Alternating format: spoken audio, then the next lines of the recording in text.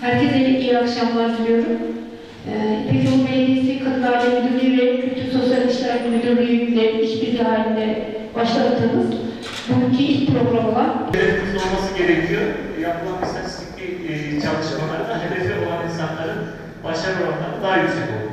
Yani nereye gideceğini bilmiyorsan hangi kapıyı seçtiğinin hiçbir önemi yok.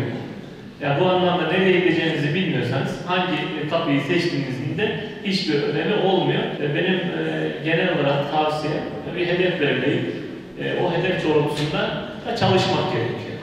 Yani çalışmazsan hedefin var, çalışmıyorsan o da bir şeye yaramaz.